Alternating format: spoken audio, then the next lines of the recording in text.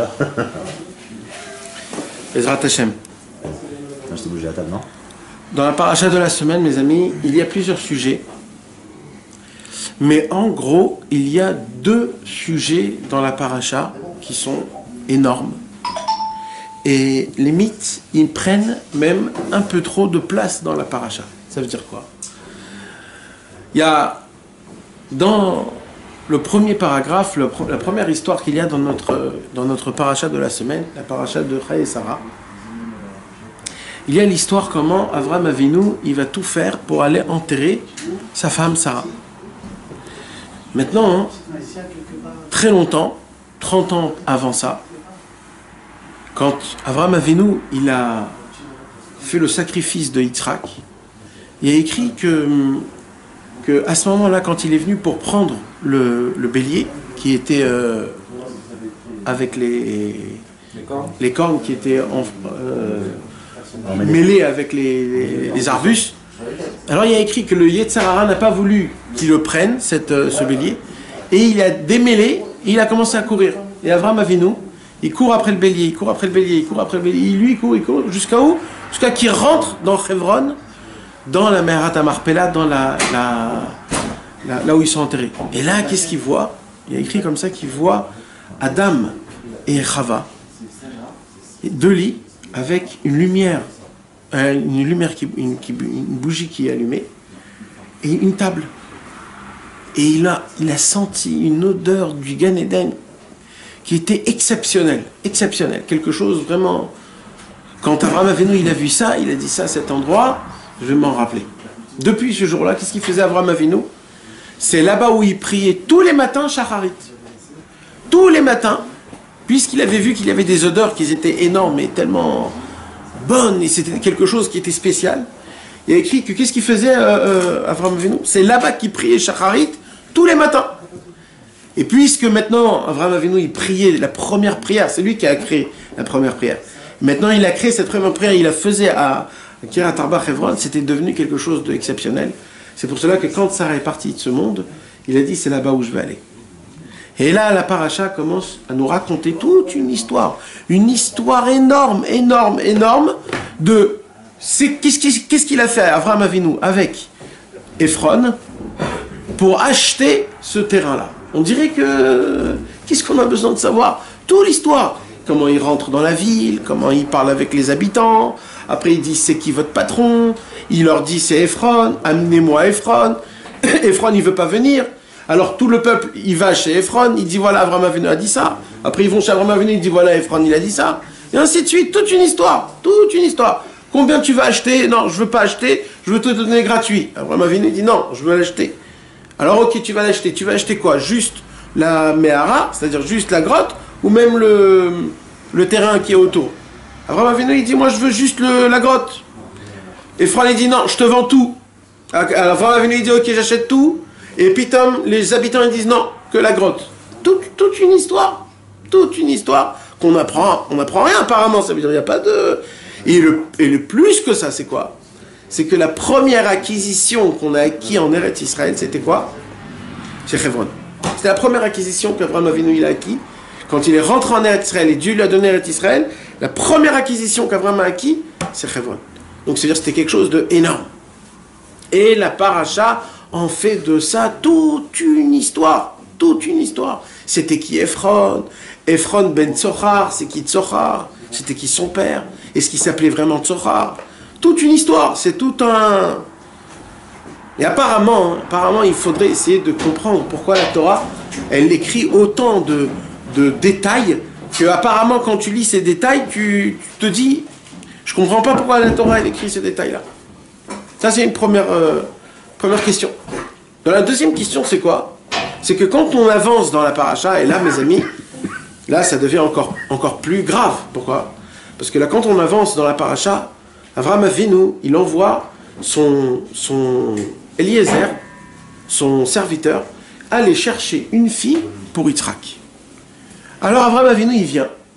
Et Avraham Avinu, il commence à lui donner tous les critères qu'il veut. Et il lui fait faire jurer comme quoi tu vas t'occuper de mon fils, tu vas m'emmener exactement ça, et pas autre chose. Eliezer, il dit aucun problème. Et là, mes amis, la Torah commence à raconter, comme si c'était un livre de faits. Elle commence à raconter comment Eliezer il va à droite, il va à gauche, il parle à Hachem, si tu me donnes un remès comme ça ou comme ça ou comme ça, ça voudrait dire que c'est elle. Bidou qui tombe sur Rivka, il tombe, l'eau elle monte, tout comme il a fait. Dès que tout s'est passé comme il faut, il vient devant les parents de Rivka. Et qu'est-ce qu'il dit aux parents de Rivka? Il dit maintenant je vais vous raconter mon histoire. Et là, il raconte toute son histoire avec Abraham depuis le début, tout ce qu'on sait, et la Torah répète tout encore une deuxième fois. Deuxième fois, ça veut dire la moitié de la paracha de la semaine, en fait, elle se répète 2 à 3 fois. Il répète tout ce qu'il dit. Il n'aurait pas pu dire il a raconté toutes les grandeurs d'Abraham, et bon, c'est tout. Non. Mon maître, c'est Avraham Avinu. Avraham Avinu, il a été le proche d'Akadosh Baruch Hu. Akadosh Baruch Hu l'a aimé, il a sacrifié son fils, c'est son seul fils, il a eu la bracha d'Hachem. Il répète tout ce qu'on a lu cette semaine, la semaine dernière et la semaine d'avant. On répète tout une deuxième fois. Pourquoi? Parce qu'il répète ce que Eliezer, il raconte sur Avraham Avinu. On le sait, on l'a lu hier, on l'a lu avant-hier, la semaine d'avant, avant. Pourquoi? On pose une question qui est énorme. Pourquoi Eliezer répète tant l'histoire de lui et d'Avraham Avinu à Lot et à Bethuel, le frère et le père de Rivka? Ce sont les deux questions les plus importantes qu'il y a dans cette paracha de la semaine. Pourquoi? Parce que dans cette paracha de la semaine, il y a, comme j'ai dit, 2 sujets essentiels. C'est ces sujets-là. Et ces sujets-là, la Torah en fait tellement une grande paracha en entière qu'apparemment on doit se poser la question, si la Torah répète et se répète et répète et se répète, c'est qu'apparemment il se cache dedans des secrets qui sont vraiment vraiment très importants qu'on doit prendre pour nous. Et de là, Bezrat Hashem, ce soir mes amis, avec l'aide de Dieu, on va étudier une Torah, la Torah numéro 17. Celui qui a un petit peu la force, Shabbat ou demain ou quand il veut, s'il voudrait lire la Torah 17, toute la Torah 17 du Likutei Moharan, elle parle des convertis, elle parle totalement de Avraham Avinu. Toute la Torah 17, c'est la Torah qui parle d'Avraham Avinu depuis le début jusqu'à la fin. En fait, Rabbeinu nous fait montrer ce qui s'est passé dans toute la vie d'Avraham Avinu avec la Torah 17, et c'est quelque chose d'exceptionnel. La Torah 17, mes amis, elle commence en se disant Ira ve'ahava Ifshar lekabel ki im al yedei tzadikei ador. Ça veut dire quoi? La crainte et l'amour, on ne peut pas atteindre que si on se rapproche des tzadikim de notre génération. Ça voudrait dire quoi? Ça veut dire quoi la crainte et l'amour? Vous savez mes amis, quand on a été au pied du mont Sinaï, Akadosh Baruch Hu, il a dit de sa propre bouche, de sa propre voix, il a dit les 2 premières des 10 commandements. Mais après que Dieu il a dit les 2 premiers 10 commandements, tellement on ne pouvait pas supporter la voix d'Hachem, tout le monde est mort. On est tous morts, on a sauté 3 km dans l'air, c'était tout un... Alors qu'est-ce qui s'est passé? Akadosh Baruch Hu les a réveillés. Et on a dit à Moshe, toi, écoute ce qu'il dit à Hachem, et toi, dis-nous à nous ce qu'il dit à Hachem, parce que nous, on ne peut pas entendre Hachem directement, on ne peut pas, c'est impossible. Et comme ça, Moshe Rabbeinu a dit les 8 autres commandements. Donc, en vérité, il y a combien de commandements qu'on a entendus de Hachem réellement? 2. Le premier et le deuxième. C'est quoi le premier commandement et le deuxième commandement? Le premier, c'est « Je suis Dieu ». Et je suis Dieu égale à puisque je suis Dieu, aie peur de moi, parce que c'est moi qui t'a fait sortir d'Égypte, je t'ai pris sous ma main, je t'ai protégé dans le désert 40 ans, je t'ai fait faire tout ce qu'il fallait pour que tu puisses vivre, je t'ai donné à manger de la manne, etc. etc. Donc, aie crainte envers moi. C'est moi le maître. Anochi. Et Lo yelecha Elohim acherim al panai, le deuxième commandement, c'est quoi? Tu n'auras pas autre Dieu que moi. C'est quoi tu n'auras pas autre Dieu que moi? Ça, c'est l'amour. Ça, c'est ce que Akadosh Baruch Hu, il témoigne son amour. Il dit surtout n'allez pas voir un autre. Parce que après, moi, l'amour que j'ai envers vous, c'est pas un amour simple. Si vous allez voir chez un autre, moi je suis jaloux, il dit Hachem. Je suis jaloux, je vous aime tellement que je veux pas que vous allez chez un autre. Donc en vérité, les deux commandements qu'Akadosh Baruch Hu nous a ordonnés à nous directement dans toute la Torah, il n'y a que deux commandements qu'Hachem nous a parlé à nous directement. C'est lesquels? La crainte et l'amour. Maintenant, écoutez un super beau chidouche. Vous savez que chaque mitzvah, elle a des règles. D'accord? Shacharit, on doit prier le matin. Tu ne peux pas prier Shacharit l'après-midi. Mincha, c'est que l'après-midi. Arvit, c'est que le soir. D'accord? Maintenant, Tfilin, il faut que ça soit noir, il faut que ça soit fait d'un taureau, etc. Il y a des règles. Tu ne peux pas... Toutes les mitzvot dans le monde en entier, il y a des règles. Tout, il y a des règles. Il y a deux mitzvot dans toutes les mitzvot qu'il n'y a aucune règle. Aucune règle. C'est lesquelles? Celles qu'Akadosh Baruch Hu nous a ordonnées lui-même. Crainte et amour. Pourquoi il n'y a pas de règle dans la crainte et de l'amour? Ça veut dire quoi, il n'y a pas de règle? Ça veut dire qu'il n'y a pas de temps spécial pour avoir la crainte ou de l'amour. Il n'y a pas un autre moment où là on te dit c'est interdit d'avoir de l'amour. Tout le temps que tu as ou crainte ou l'amour, tu fais une mitzvah. L'endroit, il peut être même dans les toilettes, même dans une synagogue. Ça peut être un enfant avant la bar mitzvah, ou un vieux, je ne sais pas de combien de temps. Tout type de personnes, hommes, femmes, enfants, on s'en fout de l'endroit. Chaque fois qu'un homme, il sent une sorte de crainte envers Hachem, ou alors une amour envers Hachem, à ce moment-là même, il fait une mitzvah exceptionnelle. Pourquoi ce sont les deux seuls mitzvot qui n'ont pas de barrière? Vous savez pourquoi? Parce que celui qui nous l'a ordonné, il n'a pas de barrière aussi. Comme toute la Torah, c'est qui nous l'a donné? C'est Moshe Rabbeinu. Moshe Rabbeinu, c'est un homme. Donc un homme, il n'est pas infini, donc on est obligé d'avoir des barrières. Mais comme Akadosh Baruch Hu, il nous a ordonné les deux premières, et que Hachem, il est infini, pour Hachem, la crainte et l'amour, il n'y a pas de règle. Combien tu peux ira, ça n'existe pas une extrémité de crainte envers Hachem. Il n'y a pas d'extrémité. Même pour l'amour. Pour l'amour, il n'y a pas d'extrême. Il n'y a pas un moment où on te dit, ça s'arrête là. Non, l'amour, c'est infini envers Hachem. Quand Israël, il a dit Hachem, il a dit maintenant Hachem, maintenant je sais que tu me crains. À Abraham. Ouais. Il a fait la Kedah, donc il limite à un moment donné. Il s'est arrêté, il l'a dit, mais non, il a témoigné qu'il a... Eh bien, Rabbi Nathan, il répond à ça dans le Likuta Halachot de cette semaine. Rabbi Nathan, il raconte, il dit qu'on voit que même après la Kedat Yitzhak, Hachem l'a continué à lui faire des nisyonot. Lesquels? Que Yitzhak, il vient de savoir que sa femme, elle est née, et il comprend qu'il a 37 ans, son fils, il dit qu'est-ce qui va se passer? Après, il envoie Eliezer, il ne sait pas s'il va la ramener. Après, quand il la ramène, il voit l'autre, il n'a pas d'argent pour lui donner. Et Rabbi Nathan dit, tu vois que malgré que Dieu il lui a dit, maintenant je sais que tu m'aimes, mais il y a toujours un niveau encore très haut. Donc il a continué à lui faire des épreuves, même que c'était pas... Donc maintenant mes amis, pour revenir à ça, parce que mes amis, là ce que je suis en train de vous expliquer, c'est vraiment la base du judaïsme. C'est le b.a.-ba, c'est le commencement de tout. C'est-à-dire ça, c'est obligatoire qu'on est obligé de savoir. Tous les juifs, ils sont obligés de savoir ça, mamash. C'est des choses qui sont hyper simples, c'est le minimum de tout. Le minimum de tout. C'est toujours, toi, quoi? La crainte et l'amour. Tout juif a l'obligation d'avoir ce mélange de sensations envers Hachem. Tous les juifs. C'est ça Jérusalem, la crainte parfaite. Exactement, Ira Shalem, Yerushalayim, Ira Shalem. Ça veut dire quoi de la crainte et de l'amour? Vous savez, cette question, mes amis, des dizaines et des centaines de tzadikim de toutes les générations ont posé la question. Ça voudrait dire quoi? Parce que normalement, quelqu'un qui a de la crainte, il n'a pas de l'amour. Et quelqu'un qui a de l'amour, il n'a pas de la crainte. Comment on peut le faire en même temps, la crainte et l'amour? C'est un jeu qui est un peu difficile.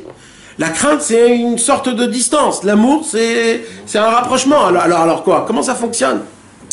Ça voudrait dire quoi, la crainte et l'amour?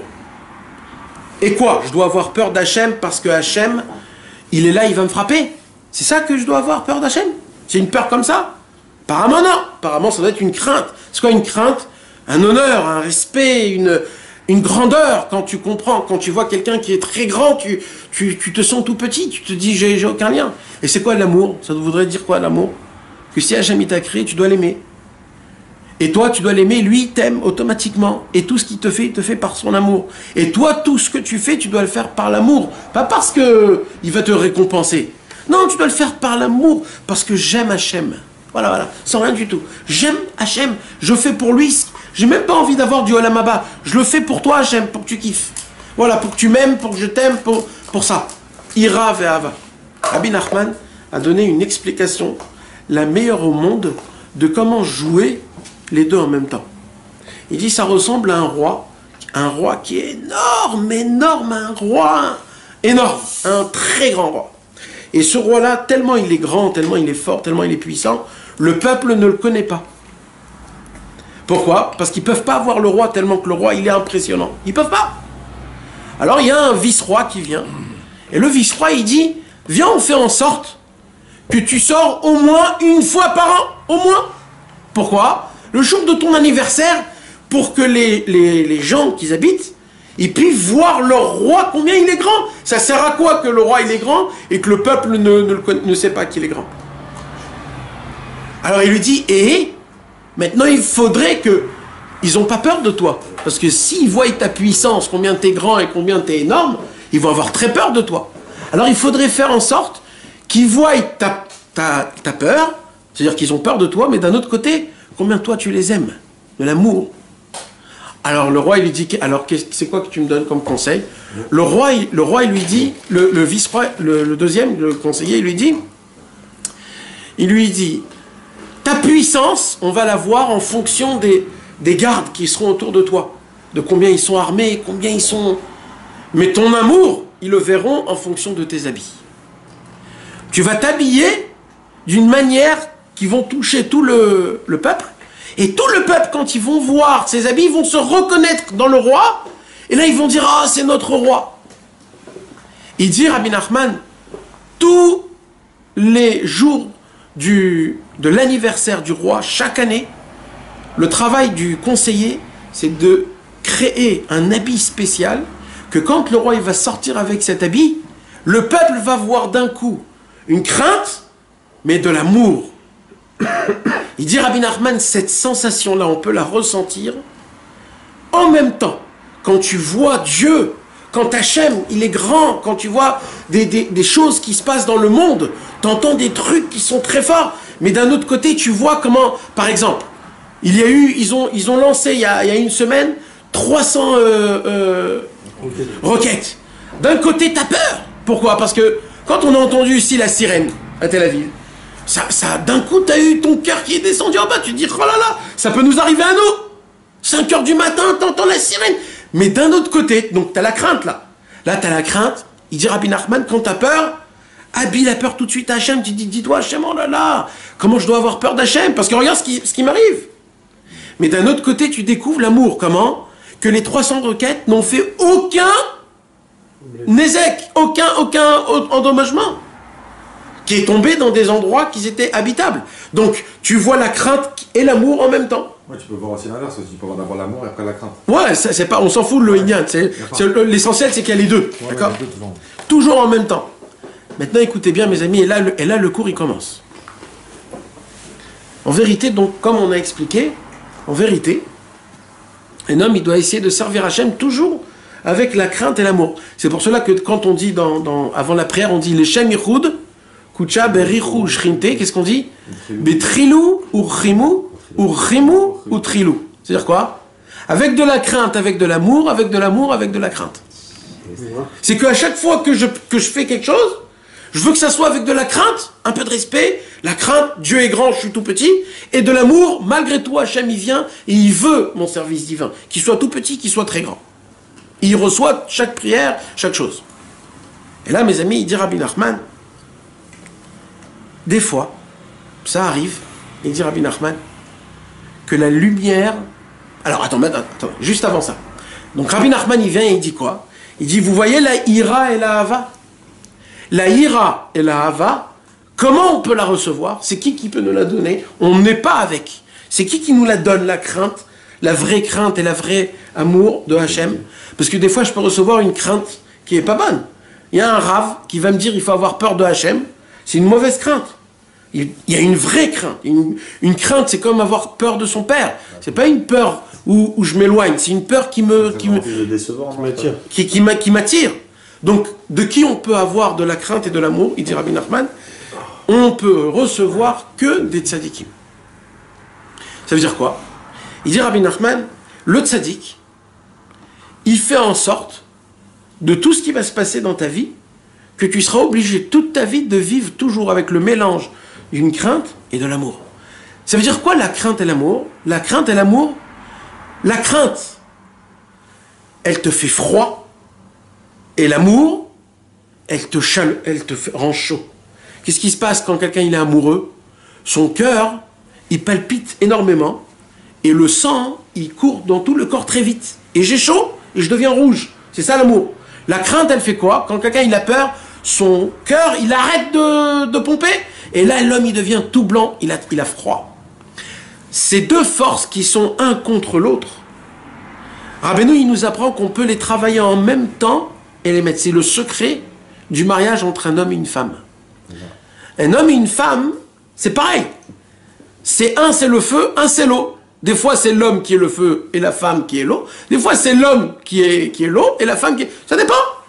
Mais, qu'est-ce qu'il nous apprend, Rabbeinu? Il nous apprend que la ira et la hava, c'est pas deux choses qui sont différentes, c'est quelque chose qui doit être tout le temps mélangé.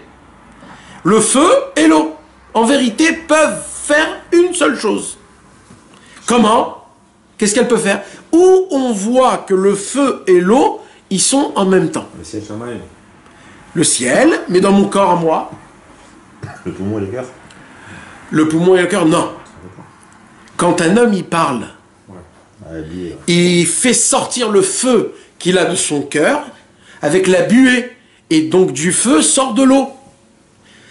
Donc on apprend que comment on arrive à associer la crainte et l'amour par la parole. Pourquoi? Parce que la parole, dedans la parole, il y a la crainte et l'amour. D'ailleurs, il dit Rabbi Nachman, comment tu dévoiles une crainte? Comment tu fais peur à quelqu'un? C'est quelqu'un qui raconte sa grandeur. C'est quelqu'un qui fait montrer sa grandeur. L'amour, elle est comment? Pareil, il faut parler l'amour, il faut le dire l'amour. Si tu parles pas, tu peux pas ressentir l'amour. L'amour, c'est que par la bouche. Si tu parles pas la bouche, alors tu peux pas ressentir l'amour. Tu ressens des autres sensations. Une sensation peut-être d'une passion, c'est pas pareil. Mais l'amour, c'est une autre chose. C'est pour cela qu'il nous apprend Rabbeinu Akadosh. Et il nous dit, la parole, elle a une puissance qui est phénoménale. Elle est quoi? Dans la parole en elle-même, sans que tu le saches, il y a dedans les deux forces, de l'eau et du feu, c'est-à-dire de la crainte et de l'amour. Et le problème, nous, c'est qu'on ne sait pas les mélanger en même temps. Et il nous apprend le tzaddik, que comment tu peux arriver à les mélanger en même temps, il dit Rabbeinu Akadosh, en parlant. Où on voit ça? Il dit Rabbi Nachman, regardez bien. Vous vous rappelez la deuxième question, c'était quoi la deuxième question? Comment ça se fait que dans la Torah, on répète tout le discours que Eliezer a fait à Lot et à Lavan, tout ce qu'on a lu la semaine dernière et la semaine d'avant? Pourquoi répéter une deuxième fois? Et quand il arrive après, Eliezer, il arrive chez Avraham Avinu, il répète tout ce qui s'est passé de ce qu'on a lu tout à l'heure. Ça veut dire, deux fois il se répète. Pourquoi? C'est quoi cette... on allonge et on allonge. Il dit Rabbeinu Akadosh, c'est un chidouche qui est énorme. Il dit Rabbeinu Akadosh comme ça. Eliezer a vu que le frère de Rivka et le père de Rivka, Lot et Bethuel, c'était des réchaïm énormes. C'était des réchaïm, c'était des voleurs. C'était des gens qui étaient horribles, malsains, avec des mauvaises pensées.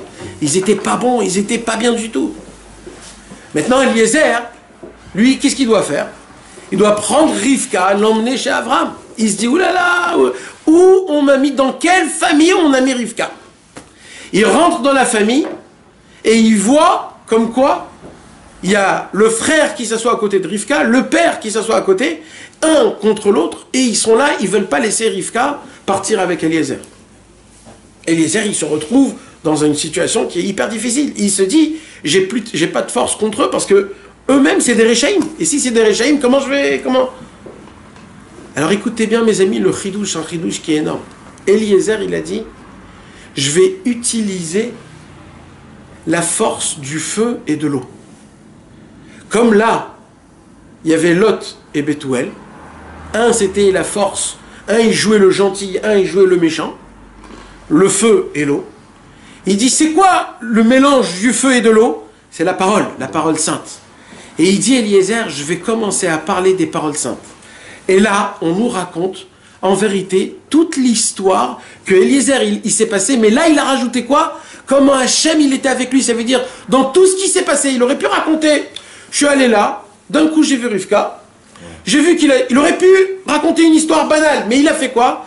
Il a fait rentrer dans son histoire comment Hachem il a aidé. Hachem il m'a emmené là-bas. Hachem, j'ai parlé avec Hachem, j'ai demandé à Hachem, comment je vais faire pour savoir si c'est Rivka? Alors, si elle donne d'abord à moi et après au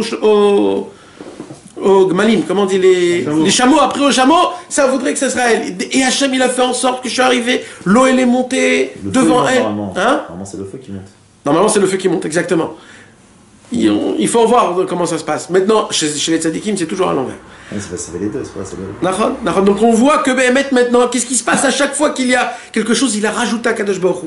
Et qu'est-ce qui s'est passé? Il dit Rabbeinu à Kadosh, il a vu qu'une fois il a répété, il a vu qu'ils n'étaient pas réceptifs. Qu'est-ce qu'il a fait, Eliezer?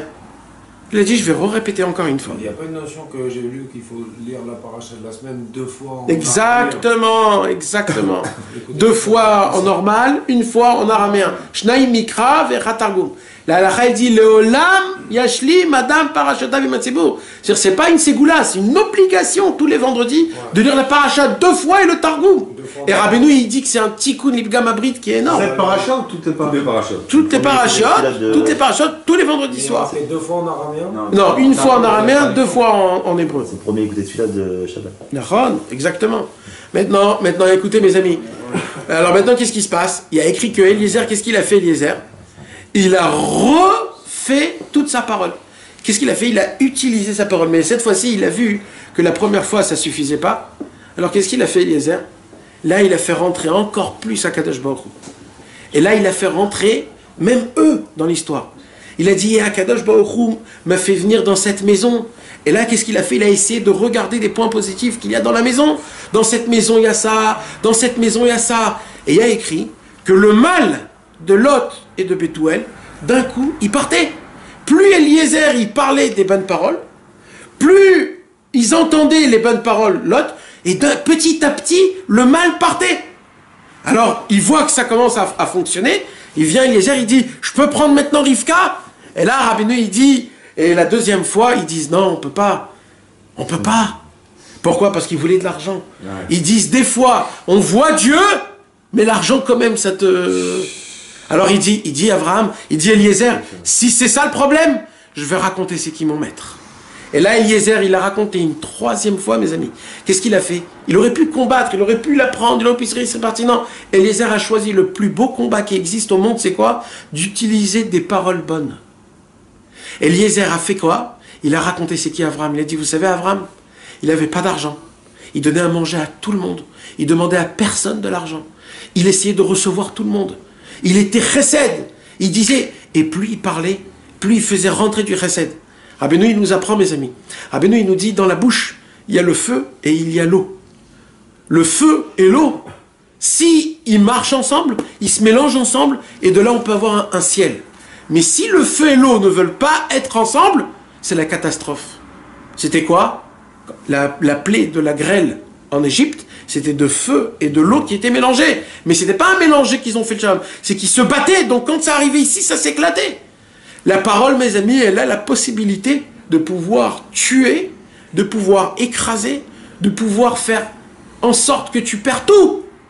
Tu perds tout, c'est la bouche. Pourquoi? Parce que Dieu, il a créé le monde. Comment il a créé le monde, Hachem? Avec la parole. Hachem, il n'a pas fait le monde avec sa main. Hachem, il a dit, je vais utiliser ma parole, qu'elle soit créative pour que les hommes puissent créer comme il faut.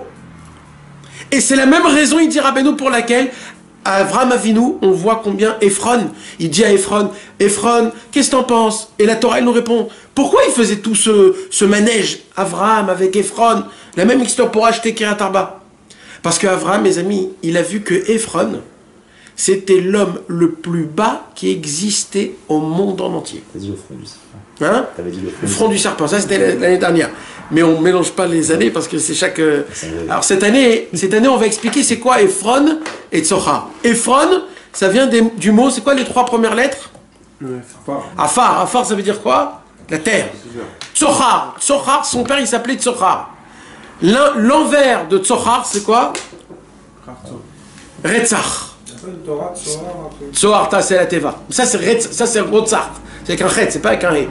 Donc Tsohar, c'est quoi? C'est Retzach. Ça veut dire du mot tuer. Alors ça voudrait dire quoi la terre est tuée?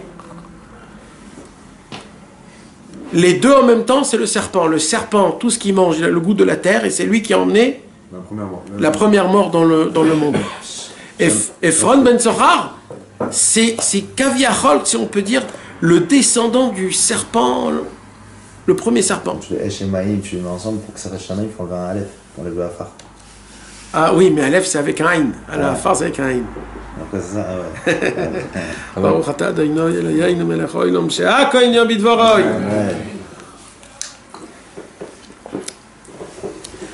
Maintenant, Tsochar, ça veut dire quoi aussi Tsochar?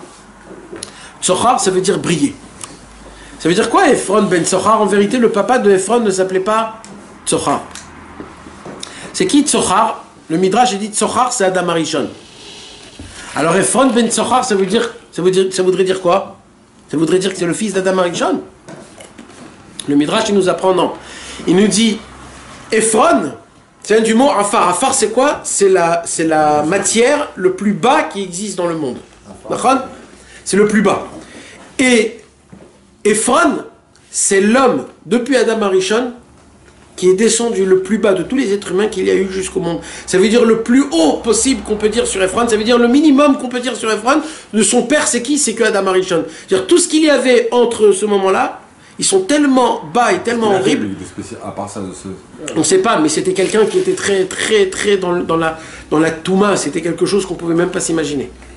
Et qu'est-ce qu'il faisait Ephron? Ephron, comme c'était lui le serpent, il est resté garder la Kiryat Arba parce qu'il avait vu là-bas Adam Arishon et Sarah et il se disait, va savoir s'ils vont se réveiller. S'ils se réveillent, je le refais faire tomber. C'est pour ça que la Kiryat Arba était sous sa possession. C'était le serpent qui a dit, jusqu'à la mort, je vais garder. Quand Avraham Avinu il est venu, il a vu que c'est lui qui maintient ça. Il a dit, oh là là, il faut que je sauve Adam Arishon et Sarah du serpent. Il faut que je l'achète. Et là, on voit, mes amis, c'est un combat qui est énorme, de combattre le Avraham Avinu avec le serpent, le premier serpent. Et Rabbeinu, il dit, et comment il a combattu? Comment il a combattu? Avec des bonnes paroles. Qu'est-ce qu'il a fait? Il lui a dit, je suis un homme comme vous, je ressemble à vous, je suis pas pareil que vous. Vous croyez que moi, je suis pas pareil que vous, mais en vérité, on est pareil, nous et moi. Et il a commencé à être ensemble, à reparler, à leur dire, je suis prêt même d'être un habitant de chez vous. Maintenant, les Bnechet, c'était des Chitins. Les Chitins, c'était les gens les plus bas possibles. Et Avraham Avinu, il a dit, je suis avec vous. Et à chaque fois qu'Avraham Avinu, il parlait des bonnes paroles, à chaque fois qu'Avraham Avinu, il essayait de toutes ses forces, toujours essayer mamash. Il faisait rentrer, il enlevait un mal encore et encore. Si vous vous rappelez, l'année dernière ou l'année d'avant, on avait dit, il y a écrit dans la paracha 10 fois le mot chet. Vous savez, c'est équivalent à quoi? Aux 10 commandements. C'est quoi les 10 commandements? Eux, il y avait 10 enfants, que chaque enfant, c'était son travail à enlever un commandement de ce monde-ci. De combattre dans ce monde-ci pour enlever un des commandements. Ils étaient 10 contre 10. Et c'était qui les a réparés? C'était Binyamin. Binyamin, il avait 10 enfants. Les enfants, 10 enfants. Chaque enfant de Binyamin, il a réparé les 10 de Bnechet. Maintenant, mais qu'est-ce qui s'est passé? Il dit Rabbeinu qu'on voit que dans cette paracha de la semaine, on voit que tout le sod de la paracha de la semaine, c'est le sod du dibour, de comment on parle. Dans la parole, mes amis, on dit que la parole, elle est créative. C'est pas juste la parole est créative. Écoutez, mes amis, ce que Rabbeinu dit dans la Torah 17. Comment c'est important. Il dit Rabbi Nachman comme ça. Dans la physique, qu'est-ce qui fait en sorte que quand je vais parler, on va entendre de très loin? Un écho. Ça veut dire quoi un écho? Un écho, ça veut dire un endroit où ma voix, elle tape, elle résonne, et elle va jusqu'à très loin, d'accord? Maintenant, si il y a un vent, d'accord? S'il y a un vent, une tempête, et que je crie, moi, à côté de toi, et ici, entre moi et toi, il y a un vent, est-ce que je t'entends si je te parle et toi tu me parles? Non. Pourquoi? Parce que quand je parle, la voix que j'ai envoyée, elle va s'embrouiller dans le vent. Et lui, il ne pourra pas l'entendre, même s'il est à côté de moi. Donc il dit Rabbi Nachman, conclusion, comment je fais en sorte pour que ma voix soit entendue? Il dit Rabbi Nachman, je nettoie l'air. Comme ça, il dit Rabbi Nachman.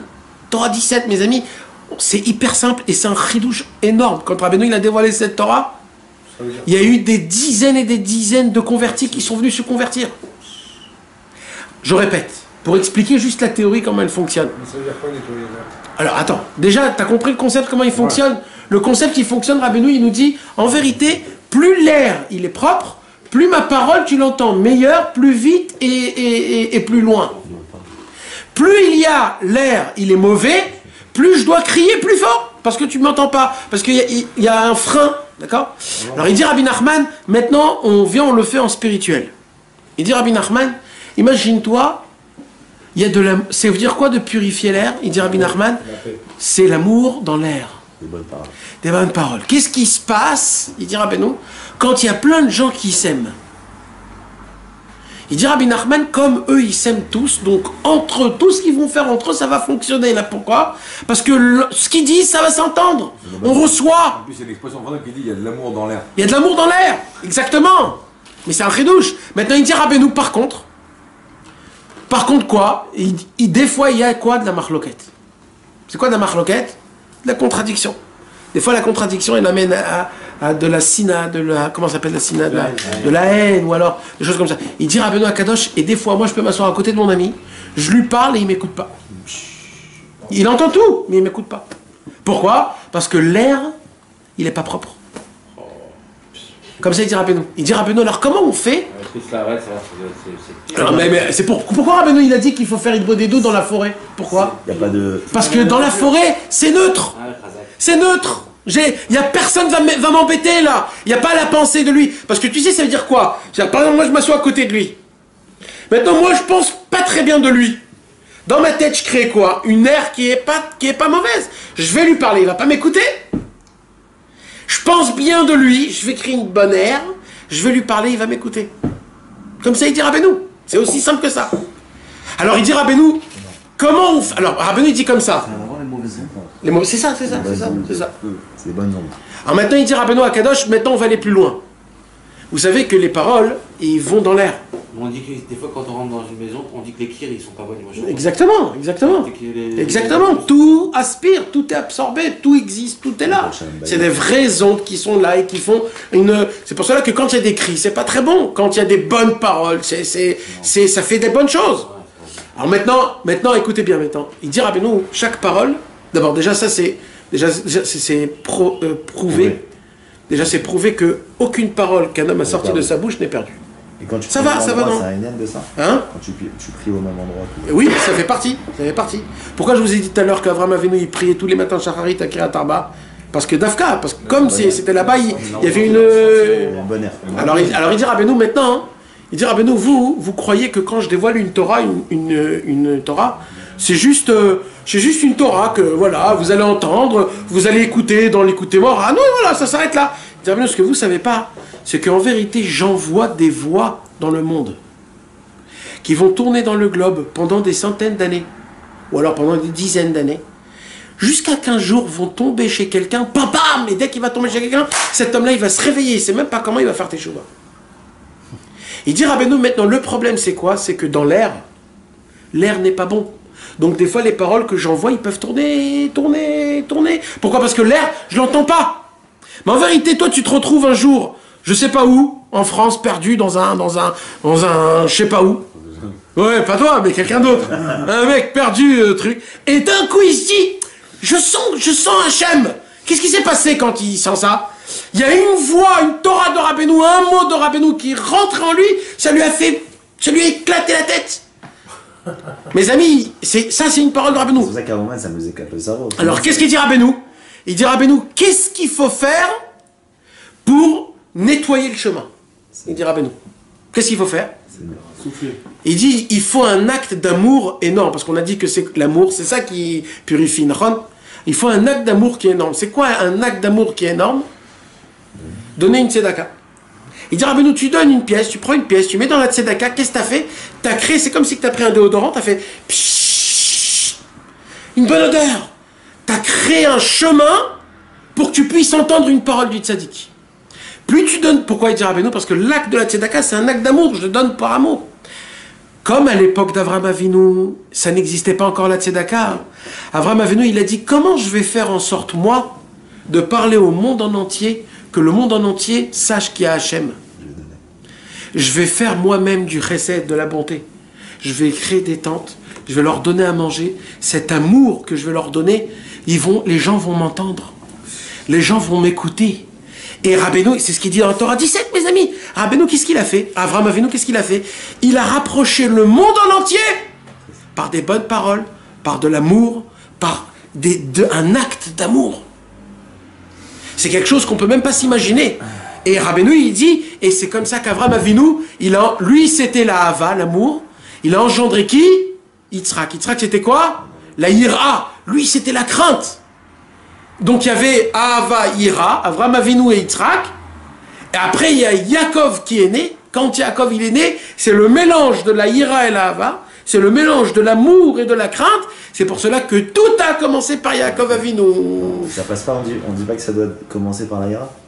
Alors Rabbi Nachman, il dit comme ça. Le commencement, un homme, quand il doit servir Hachem, il est obligé de commencer par avoir crainte d'Hachem. On est obligé, notre langage, il est obligé de passer par j'ai peur qu'Akadosh Baruch Hu, il me punit, ou alors qu'il me donne pas ce que j'ai besoin, ou alors qu'il arrête de me regarder. C'est une peur. Parce que c'est par la hava d'abord. Non, d'abord la ira. Non, pour avoir Avoir peur de quelqu'un, c'est reconnaître. Exactement. Non, je te parle pour Avraham Avinu, ça a commencé par la hava. Alors Avraham Avinu, c'est lui qui a créé la hava. Il a créé la hava. Il a créé la hava. Ouais, chez lui, ça a commencé comme ça. Nous, on doit commencer rien que par la ira. Et il dit Rabbeinu, et dès qu'un homme, il essaye de servir Hachem par la ira, là, il faut rentrer la hava. Là, il faut rentrer l'amour. Combien Kadosh Baruch Hu, il t'aime, combien il est avec toi, combien... Et ça, mes amis, c'est tellement important. Vous savez, on parle et on parle. On croit comme si que c'est... Vous savez, mes amis, on ne sait pas la parole, combien elle a de la force. Tout à l'heure, on a parlé on va chez des gens et on entend des paroles chez des gens. Où est le problème dans ça? Où est le problème dans ça? Ça nous atteint, en fait. Rabbi Nachman, il nous apprend un truc de énorme. Il dit un Torah 5, Rabbi Nachman, un Torah 7. Rabbi Nachman, il dit, quand un homme, il parle, dans sa bouche, la bouche, mes amis, c'est équivaut au brit. C'est équivaut au brit. Le brit, comment il donne? Il donne une goutte. Comment la bouche, elle donne? Elle donne des paroles.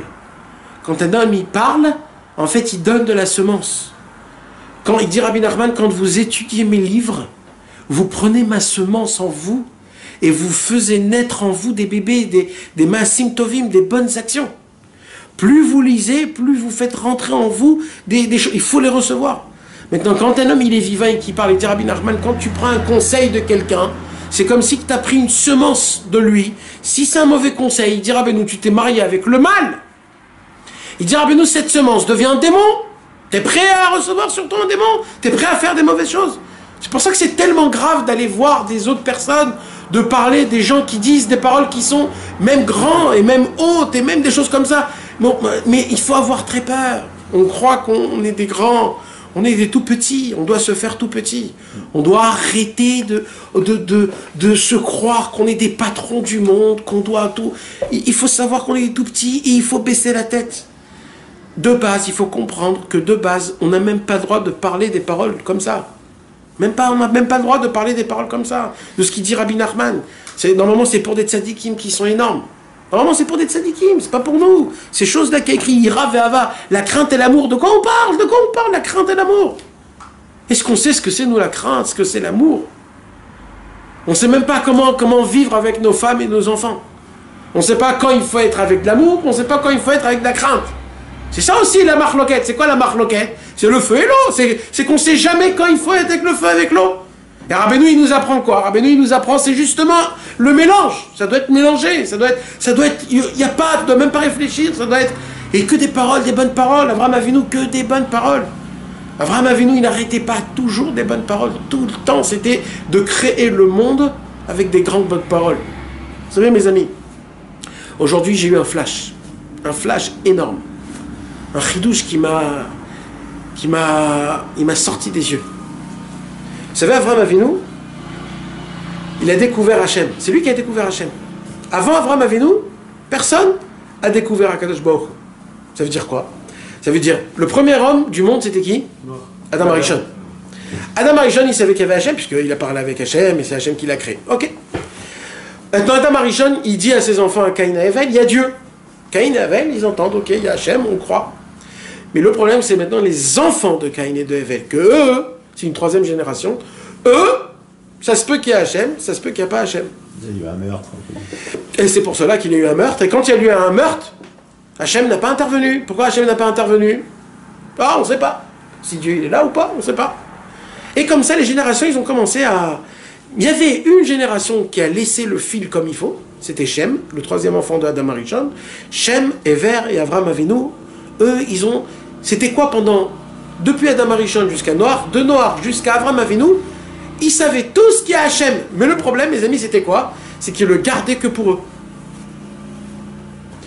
Le premier juif au monde qui est sorti de chez lui à la maison et qui a crié dans le monde « Hachem, c'est notre Dieu », c'est Avraham Avinu.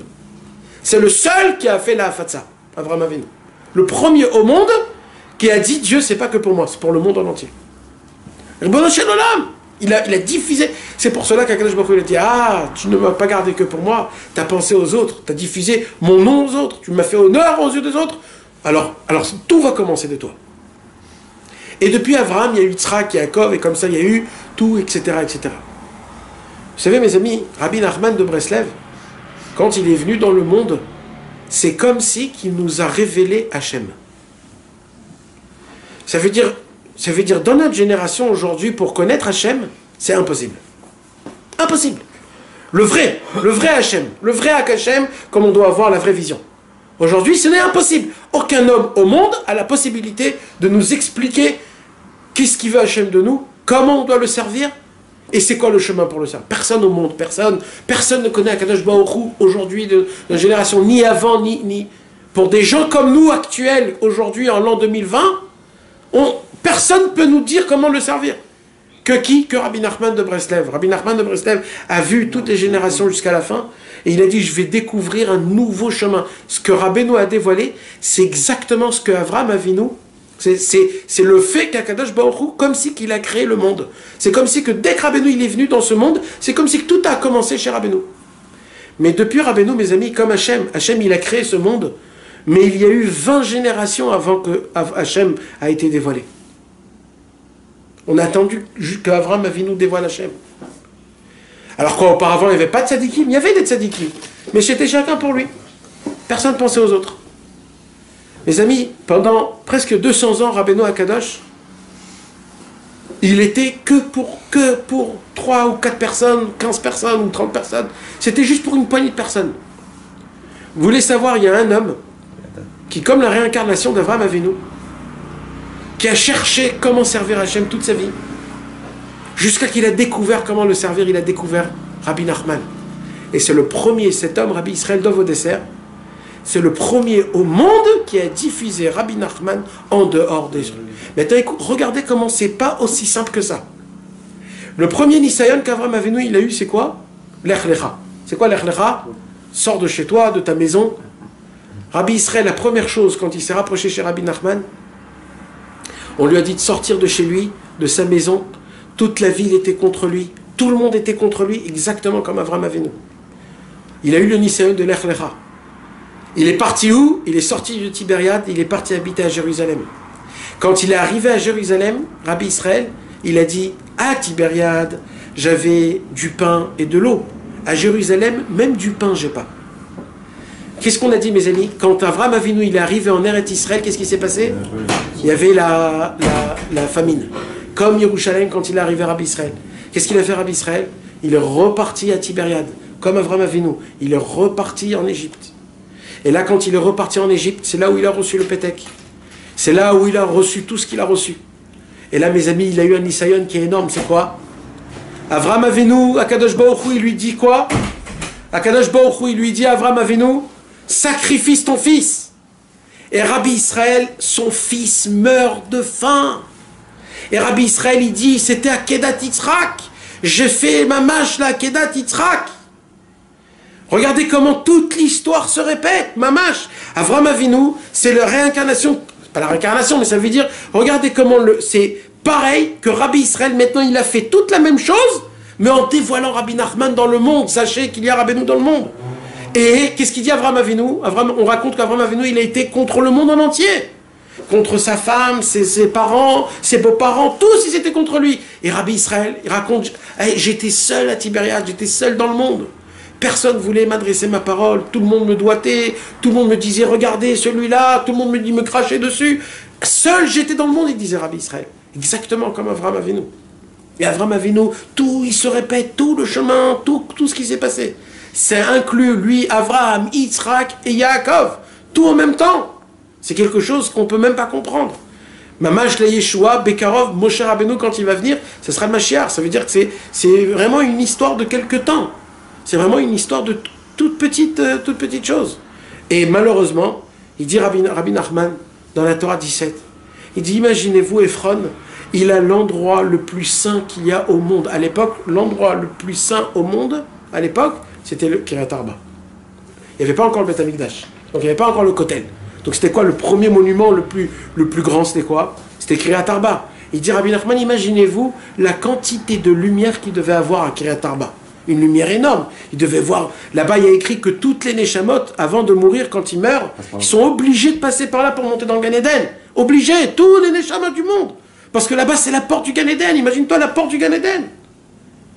C'est la porte du Gan Eden. Tu imagines la lumière qu'il doit avoir là-bas? Il doit avoir une lumière énorme. Il dit Rabbi Nachman, écoutez mes amis cette parole, parce que cette parole c'est tout le cours. En vérité, tout le cours c'est cette parole. C'est quoi? Ephron a vendu.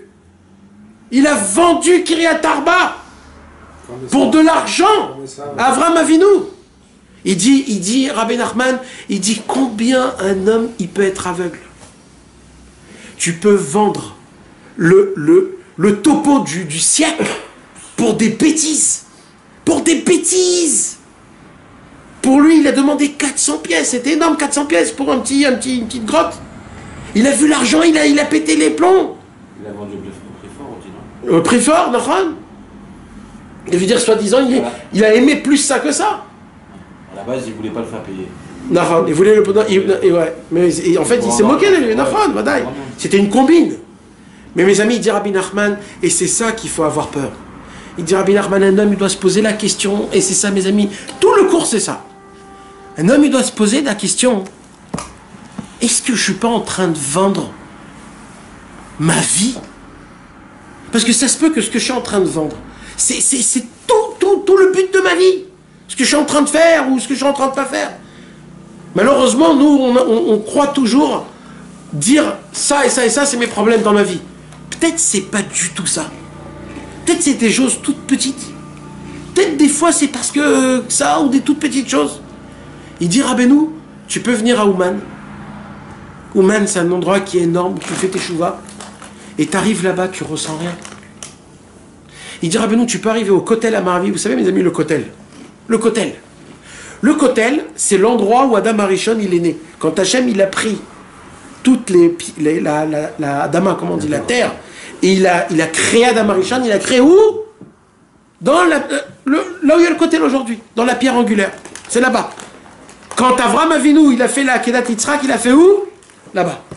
Quand l'arche de Noé, elle a touché la première montagne, c'était où? C'était là-bas. Quand Yaakov Avinu, il a dormi, il a vu l'échelle, c'était où? C'était là-bas. Quand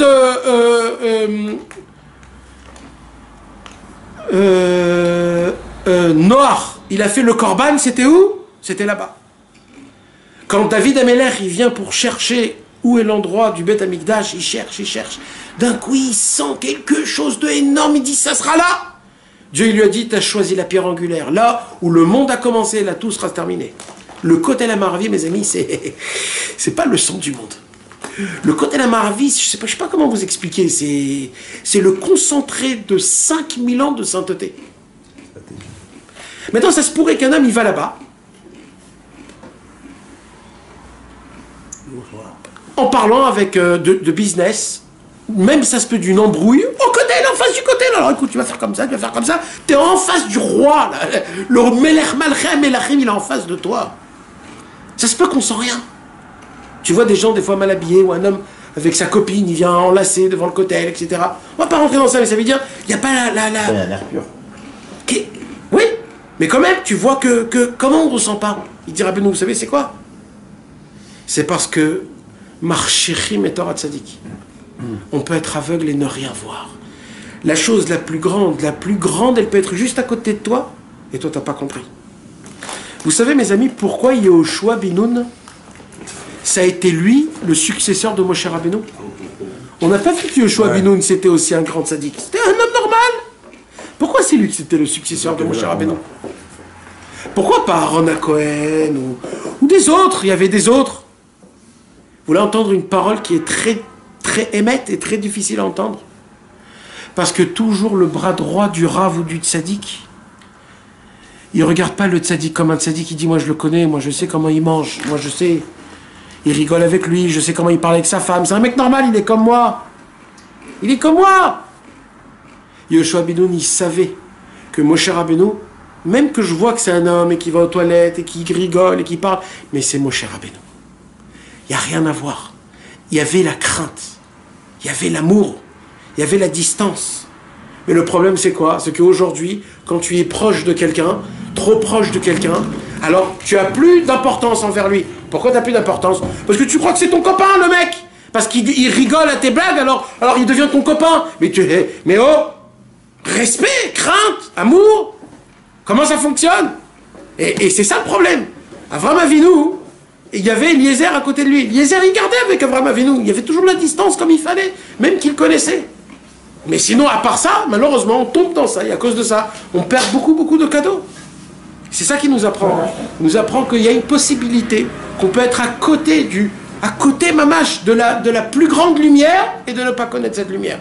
Comme Gehazi et Elisha. Gehazi, c'était l'élève de Elisha. Elisha, c'était l'élève de Eliyahu Hanavi. Et Gehazi, comme il était toujours avec Elisha, petit à petit, le respect a baissé un petit peu. Il baissait. Parce qu'il voyait que, en fin de compte, Elisha, c'est pas un ange, c'est un être humain. Et qu'est-ce qui s'est passé avec Gehazi à la fin? Gehazi, il est mort comme un rachat. Il était proche de qui? Du tzaddik, du plus grand de la génération. Un jour, Rabbi Nachman de Tulchin, il marchait dans le chemin, et il disait devant Rabbi Nathan, il disait à Rabbi Nathan, oh là là, malheur à moi, que j'ai jamais vu la figure de Rabbeinu. Alors qu'est-ce qu'il a dit Rabbi Nathan? Et Rabbi Nathan, tu crois que c'est Yosalé qui a vu la figure de Rabbeinu? C'était qui Yosalé? Yosalé, c'est celui qui venait chez Rabbeinu pour lui dire Rabbeinu, maintenant il faut manger.